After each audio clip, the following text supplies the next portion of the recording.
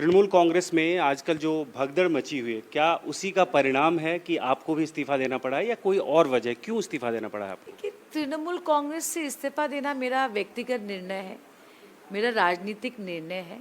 बाकी लोग क्या कर रहे हैं, क्यों कर रहे हैं, उस पर मैं टिप्पणी नहीं करूँगी।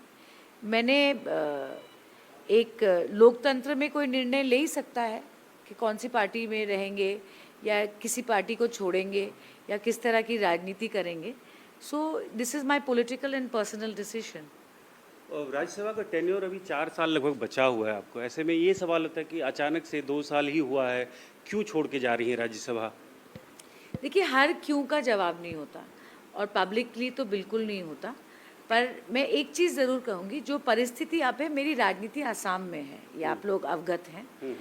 फिर भी मैं बंगाल के लोगों को उनके प्रति आभार व्यक्त करती हूँ, क्योंकि राज्यसभा में जो आता है वो एमएलएस के वोट से जाता है, जिन एमएलएस को जनता वोट करती है।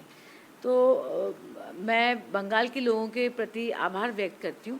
पर मैंने 5 साल में देखा है कि मुझे राजनीति करनी है तो आसाम में करनी है, और मेरे को इलेक्टरल पॉलिटिक्स अच्छा लगता है, क्योंकि मैं लोगों के बीच में रहना चाहती हूँ।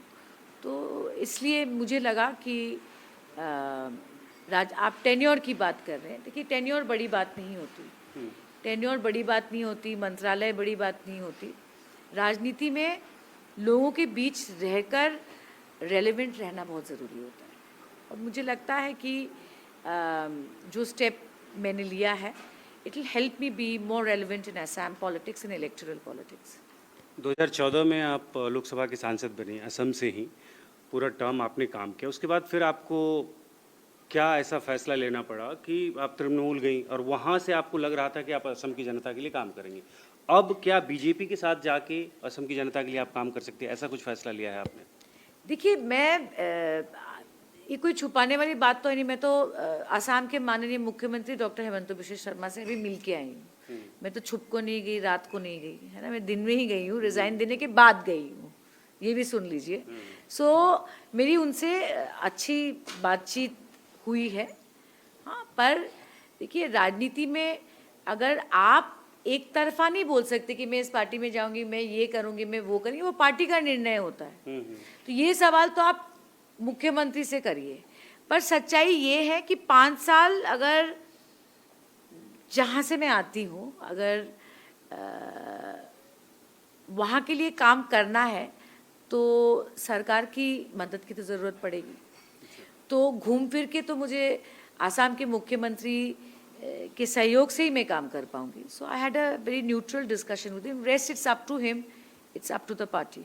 तृणमूल कांग्रेस के और भी सांसद अभी इस्तीफा दे रहे हैं, या कि लोकसभा के सांसद जो है उनका एक अलग गुट है, अलग ग्रुप बनाने की बात की जा रही है और नाराजगी है। ये कह रहे हैं कुछ अभिषेक बनर्जी से नाराज हैं, कुछ ममता बनर्जी से नाराज हैं। आपकी कोई नाराजगी थी क्या ऐसी?